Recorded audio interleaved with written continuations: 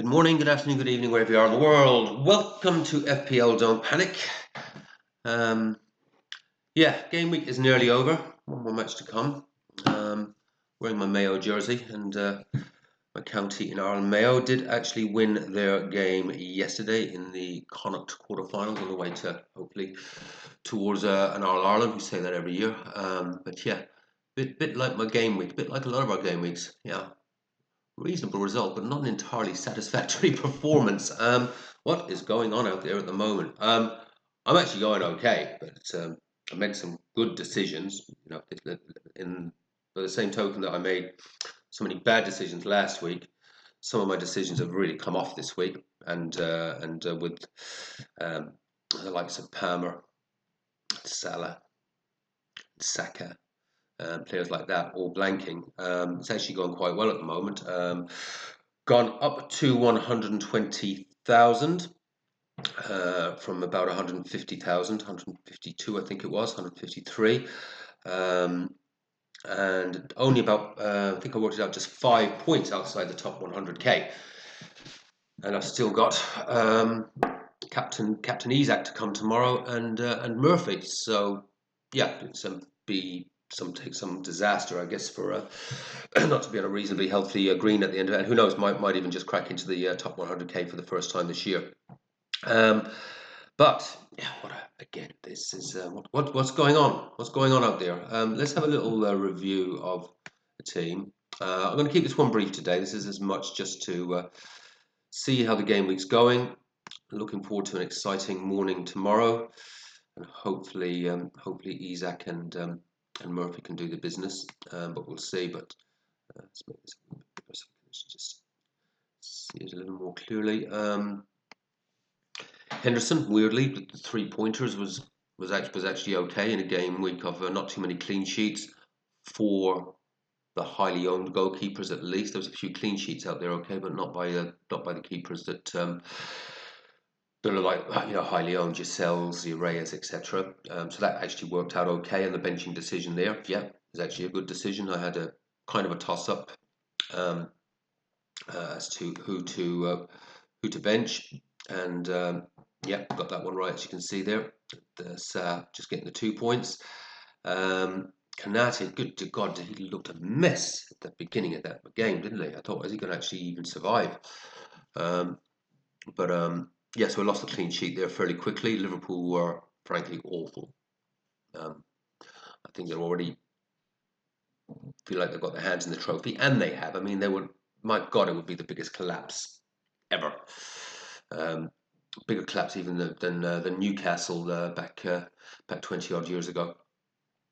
When United ran them down, and the famous Kevin Keegan. I'd love it if we win it. I'd love it. But yeah, Liverpool have gone right off at the moment. Looks like they're already playing beach football, so that's something we have to think about. Sell Salah, but I don't think so. I think they've still got to win it. They've still got to win some games. And who do you sell Salah for at the moment if you were going to sell him? No one is performing. You look at Palmer's not performing. Saka, minutes risk at the moment. Been preserved for the obviously for the Champions League. Arsenal have pretty much given up on the title based on that team that they put out. I was going to bring Saka in for the double. I'm thinking twice about that at the moment, but yeah, we'll talk about that more in the team selection portion of this video, which is just really going to take a brief look at what I've got at the moment, and decide, well, not make decisions, but start to have a think about who to bring in. Minaz, that was jumped out of my seat when that goal went in, because Palace had already conceded. I thought, oh God, there's another clean sheet gone. But yeah, he did what he was brought in to do, which is get a goal, and fingers crossed on the clean sheet. A little bit of a worry now with Palace going forward. He was sent off, so the defence is going to be drastically weakened by that. But he's in now for the double-double. And we just have to hopefully hope that Palace can keep the odd clean sheet. You never know, maybe an attacking return, but they're not easy fixtures. Not easy fixtures. Value of hindsight, I don't think I'd have tripled up on Palace for this one, and I'm sure a few others may be thinking the same thing. Um, I've got. I'm kind of glad but at the moment, could come back to bite me on the bum, that I bypassed the Eze midfield. Eze did well yesterday, to be fair. But these are tough fixtures. There's not going to be too many goals, I think, in some of these fixtures that they've got in this double-double.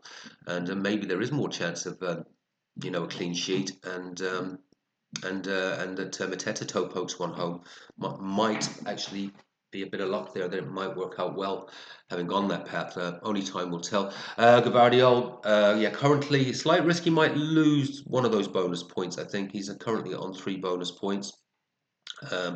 So I don't know how they look at that these days, because he's got. Onana's got the 3 bonus as well, so hopefully he holds on to the 3 bonus. But yeah, entirely happy with that because that was the biggest decision that I made literally on deadline. Because I've been going on about every time I bench Milenkovic, he loses me he gets me points, and I had a little bit look back on the pattern on that just before deadline, and it's a lot of his points. He's been doing fantastically. Come in the home fixtures, not so great away from home. And I thought, with the Forest losing Aina, and I thought, you know what? Got a bad feeling, just got a feeling about it, and I literally switched it pretty much just minutes to go on deadline. Put Gavardiol in, put Milenkovic on the bench, and that worked out. That was a huge shift for my rank, bringing in Gavardiol and doing that. And getting the draw out of it. He's still playing in that centre-back role. Really would like to see the rampaging Gavardiol down the left. It was an awful game, United City. Oh my God, what a ball fest that was. But yeah, decent enough result. I wasn't too sad about the result from as a Man United fan, United perspective, and I picked up some decent points out of Gavardiol, which has obviously given me a helped towards this decent rank rise so far. Murphy to come tomorrow. As I say, I think Murphy and Isak have got a wonderful understanding. Murphy's been providing a lot of assists to Isak. Captain's armband is on Isak. Also, I forgot to mention the lovely Bowen that went in. That's because Bowen's one of my big differentials. So yeah, I had a good feeling that he was going to bag one this week. Seems to be a sort of little pattern he's got going at the moment, every second week. So that was an absolute result. And sadly, Mbumo coulda, woulda, shoulda. I think there was one. The more I look at that replay, the more I thought, "Oh, why did you hit it like that? You just had to keep that low, and it would have been in." But wasn't to be, and he had a potential assist as well onto Wizza. We thought Wizza had a decent sight of goal, and Wizza actually had one that he headed towards goal that he should have really took his head out of the way and let it travel through to Mbumo for a very, very, very, very presentable chance. But yeah, this is football. It's at FPL. It's always going to be a tale of the what might have beens. And Salah. He's gone. He's gone. He's gone. He's been off the boil for a while. He's been living on penalties for a while. Won't be selling him, obviously. I think, not with the fixtures. They need to win these next 2 or 3 games to get this title wrapped up. Got some good fixtures coming up. But at the same time, Liverpool look a little bit like they're heading to the beach, don't they? They do look like they're on the beach a little bit. That intensity has gone from their game. So yeah, back to that forward line. It'd be just a dream now for Isak to bag a hat trick tomorrow. Because we've still got that yellow Dorito of death on him at the moment, I think he will start. I just hope that he isn't left on the bench and comes on for a few minutes. I think that would be very, very unlikely that they would do that. And also, I hope that if he does start, that he doesn't feel tight or something after 10 minutes and comes off. Because my vice captaincy is on Mateta. So, if he doesn't start, I really do hope he does start, because I do think he's whole capable there between himself and Murphy. Could easily see 15, 20 points between them. And if Isak's on 10 or more of those and getting those doubled, that really is going to be a massive, massive, massive boost. But not the end of the world if he doesn't start, provided he doesn't come on. because I've got that vice captain's armband on Mateta, and as I say, with the the likes of because I'd obviously thought about putting it on Salah, I thought about putting it on Marmoush. So again, decent pick there if Isak doesn't start. I hope he does, and I think he will start. Um, then the bench itself, the right benching decisions. I've left so many points on the bench this season; it's ridiculous. But he says trying to get his. There we go. Yeah, all the right moves. Still got Gabriel gathering dust and value. Third on the bench there. Just don't know. Just don't want to waste the transfer I'm on at the moment. Just don't want to waste that transfer until we get through these European matches. Only got the one transfer this week because I brought in Murphy last week for Nkunku. So just money's no object, but at the moment it does feel I've got a couple of million in the bank. Could probably go pretty much any way that I want in terms of a Palmer or a Saka or something like that. From the money. I'm not really worried about losing a bit of team value at the moment because these players, do I really want them? Do I want Palmer? Do I want Saka? I need to get rid of Foden. Yeah, he went up. I need to keep an eye there as well. Brought in with that double game week in mind. Yeah, so let's talk about Anyway, that's that. That's where we're at. We'll do a proper review tomorrow. We'll punch the numbers into the spreadsheet. Hopefully, that will start to paint a picture on who maybe to move out and who potentially to move in off the watch list. Quick look at the team. Looks a little unbalanced at the moment, but I don't hate it, to be honest with you, given the way some of the premiums that I might have thought about bringing in, like a Palmer, like a Saka, are just not happening at the moment, or are massive minutes risks. Not quite sure what to do here. Could roll. The one I'm tempted by. When I do the spreadsheet tomorrow, you'll probably actually see that there's no one really fitting the model. That I want. I want to bring in a midfielder. Bowen and Mbumu both have really bad fixtures. So the idea would be probably to move one of those out for the right player, so I can get myself to a four-man midfield. Yeah, probably would want to look at a doubler either for 32 or 33, but no one's performing. No one's performing at the moment to make me think, do I really want to waste that transfer on one of these players? The only one that does tempt me currently, because one of the things, even if I do crack into the top 100k this week, as you know, it's going to be very, very tough for me to stay there over the next few game weeks with no chips, with no triple captain, with no bench boost, etc. So I'm going to drop.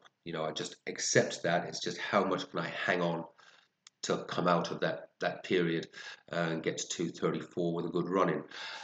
Not really that keen even on transferring out Mbumo and Bowen. They're almost like differentials at the moment. That 7 points from Bowen was massive. The 7 points from 7 or 8 points from Mbumo last week was massive for me. It meant I didn't really lose too much rank. And they both have some nice fixtures coming up against the Southampton and Ipswich once we get this little bit of nastiness for them out of the way. But then I ask myself, the way that teams are playing, are they that bad of fixtures? Do I just roll? And I pick my favourite out of the two of them and put one out there and go with a 3-4-3. But then I look at that back line and it feels like that's as likely to get me points as anything. I'll have a proper look at this tomorrow. The one I'm tempted by, but even his numbers don't stack up. But let's see how he goes tomorrow in the Newcastle fixture. And that'll be Anthony Gordon, and go for a real differential with the three-man Newcastle attack, or the double, 2 home fixtures, and then they have in the blank 34 where I need to have a decent team out, Ipswich. Really tempted by that as a move. Gives me, as I say, another doubler. Gives me the 3 Newcastle, 3 Palace, 432. But then it gives me, as I say, the fixtures over the next 2, they're not too bad. But what it does, it gives me 3 playing players for that blank. got that Ipswich fixture. Could be a differential. Could be.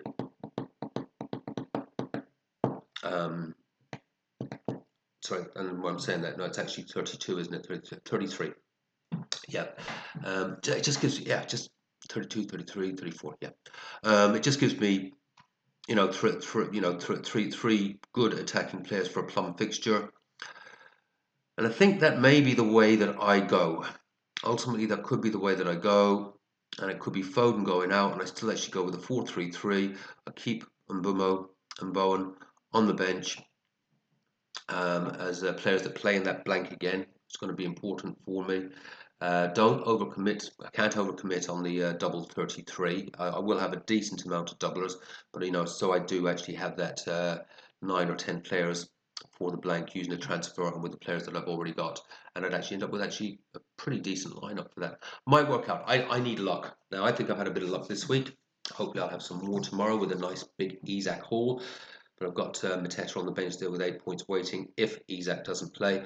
And as I say, I like Murphy. I mean, he's looking very attacking. He's looking like a threat. And as I say, I love the understanding he seems to have with Isaac. Every time I watch Newcastle, it really does feel like Murphy is putting just terrific balls into Isaac to feed off of.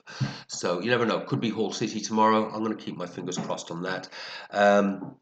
Other than that, we'll come back with a full review tomorrow after the game week. I'll have the spreadsheet updated. Maybe do the Bishop Brennan Cup tomorrow. I already know who the winner of that is going to be, unless someone pulls up a minor miracle. We have got one of our players in the FPL Panic League having an absolute blinder. He could well finish because he's got the captain's armband on Isaac as well, and he's got Murphy. I'm not sure if he's got a Newcastle defender, but well set up, I think, for finishing the sort of, if it comes off, could be in the sort of top 1,000 in the world, for the game week finish. Having an absolute blinder, superb. It's a matter of interest. Over the last 3 seasons, and I asked the last 3 seasons for a specific reason, what is your highest game week finish? Say in the comments, really interested to know that. I'm going to go through some numbers soon, just so you can see the anomaly of the last few seasons and why everyone's actually going, oh, it's having a terrible game week. I'm having a terrible game week.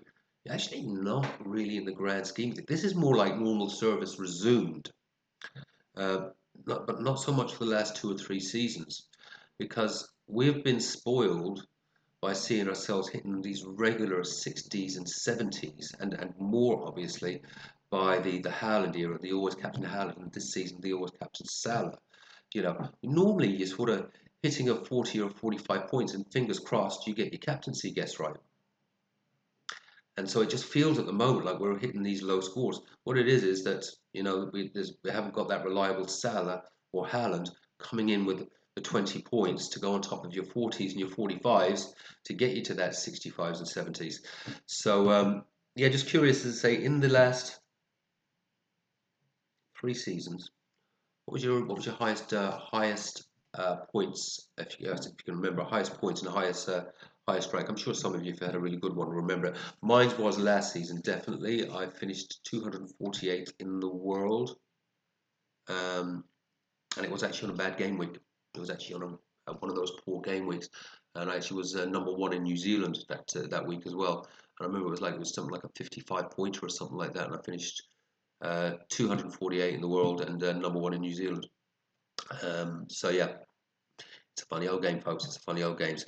I'll leave it at that. I hope your game week's going well. I know it's tough going out there at the moment with the premiums all and our captain's choices. And hopefully a bunch of us have got it on Isaac. I think I've looked through our league. There's a few there, so we could still be okay. Still be okay, folks. Take care. Have fun. Play your own game. I'll see you in 24 hours time. See you soon. Bye bye.